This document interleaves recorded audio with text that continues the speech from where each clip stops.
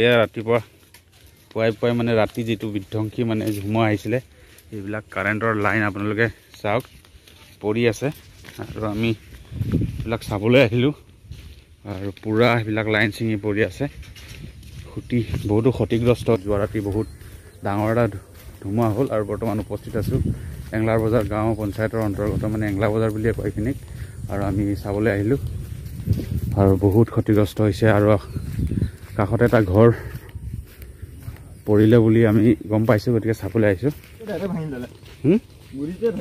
পুৰা ভাগিছে দেই লাইন ভাগিছে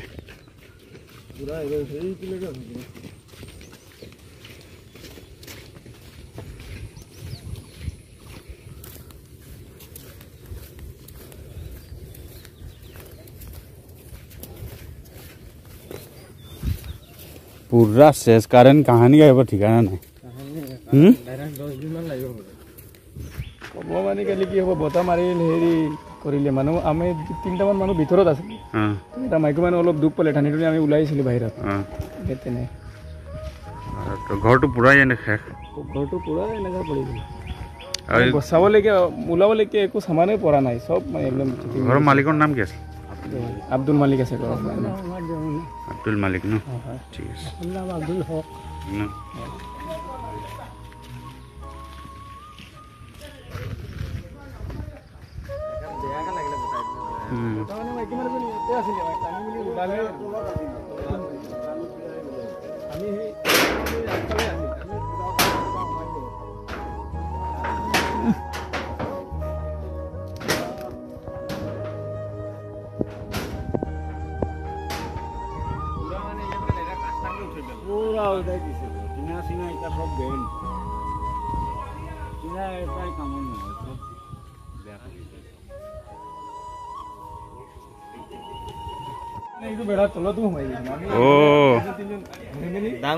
বিছনাৰ তলত সোমাইছিলে নেকি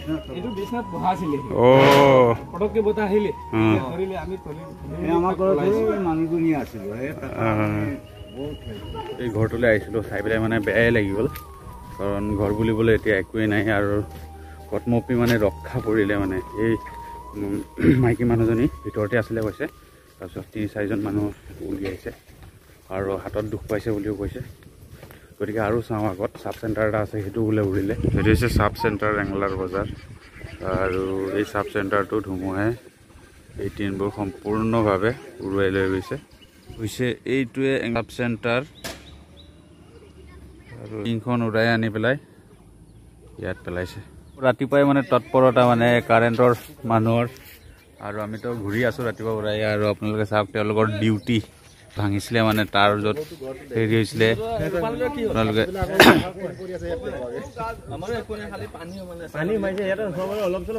কীটৰ কি ক্ষতিগ্ৰস্ত হ'ল আমাৰ মানে ক্ষতি বিশেষ একো হোৱা নাই খালি মানে ঘৰৰ ভিতৰত অলপ পানী সোমালে আৰু বিশেষ মেইন ক্ষতিগ্ৰস্ত হ'ল এই দোকানখন কালি ৰাতি কোন আছিলে এই দোকানত মই আছিলোঁ কি হৈছিলে মানে কি আৰু আমি বুজিয়ে পোৱা নাই পানী এটুক পৰিছে পিছত আমি মানে ফাইনেলি আমি দেখা পাইছোঁ মানে ওপৰত টিং নাই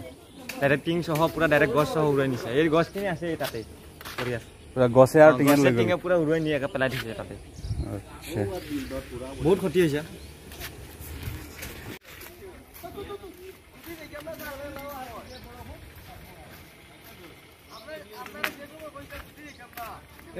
আমি ঘূৰি আহিলোঁ আপোনালোককো দেখুৱাই আছোঁ মানে কালিৰ ক্ষতিগ্ৰস্তৰ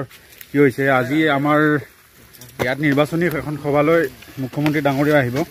কিন্তু তাৰ আগতে আমি এঠাইলৈ যাবলৈ ওলাইছোঁ আৰু আজি মেট্ৰিকৰ ফলাফলো ঘোষণা হ'ব গতিকে আজি দিনটো মানে এটা কি ক'ম আৰু একটা ব্যস্ততাপূৰ্ণ দিন আৰু যাবলৈ ওলাইছোঁ আমি এতিয়া সেইখিনি যাম আৰু ক্ষতিগ্ৰস্ত আৰু কিমান হৈছে সেইবিলাক চাবলৈ যাম গতিকে ওলাইছোঁ আৰু আমাৰ মুখ্যমন্ত্ৰী ডাঙৰীয়াৰ অনুষ্ঠানটো হ'ব গতিকে তাতো কভাৰেজ কৰিবলৈ হয়তো উপস্থিত হ'ব পাৰোঁগৈ নিৰ্বাচনী প্ৰচাৰৰ এইটো এটা অফিচ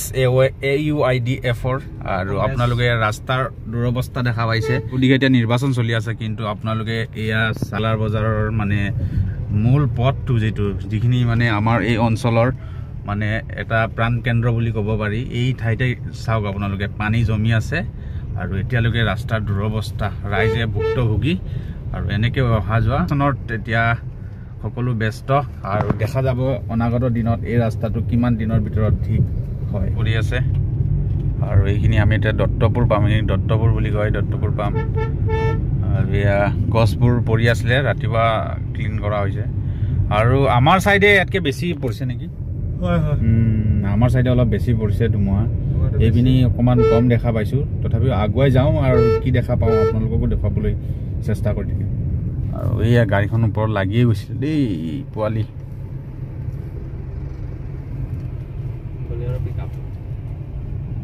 আৰু এইপিনি এইপিনিও বিজেপিৰ এখন ফ্লেগ লগোৱা হৈছে। আমি কোনো দলক ছাপোৰ্ট কৰা মানে ৰাস্তাত যি পাইছোঁ সেইখিনি দেখুৱাবলৈ চেষ্টা কৰিছোঁ। আৰু স্কুল আজি সতী সাধনী দিৱস, কিন্তু ছাত্ৰ ছাত্ৰীসকল এতিয়া স্কুললৈ গৈছিল, হয়তো তেওঁলোকে বন্ধ বুলি ক'ব পৰা নাছিলে আৰু এতিয়া ঘৰলৈ বুলি উভতনি যাত্ৰা। সাধনী দিৱসৰ হিচাপে স্কুল বন্ধ, কিন্তু তথাপিও স্কুল খোলা। আৰু এই বন্ধ হিচাপত আজি মেট্ৰিকৰ ৰিজাল্ট ওলাব যিহেতু। আৰু এতিয়া চৌদিশে আপোনালোকে যদি চাই এইপিনি আৰু এখন দেখা পাইছোঁ বিজেপিৰ অফিচ, কিন্তু এইখিনি গোটেইখিনি সংখ্যালঘু মানুহ। আৰু এতিয়া দেখা গৈছে যে সংখ্যালঘু মানুহবিলাকে এইবাৰ বিজেপিক ছাপোৰ্ট কৰা যেন মোৰ মানে ফিল্ডত থাকি অনুভৱ এটা হৈছে। আৰু এইপিনি যদি অকণমান আগত আহি আকৌ দেখা পাইছোঁ এটা কংগ্ৰেছৰ অফিচ, গতিকে বিজেপি আৰু কংগ্ৰেছৰে কণ্টেষ্ট হ'ব যেন লাগি আছে আমাৰ এই কৰিমগঞ্জ লোকসভা সমষ্টিত।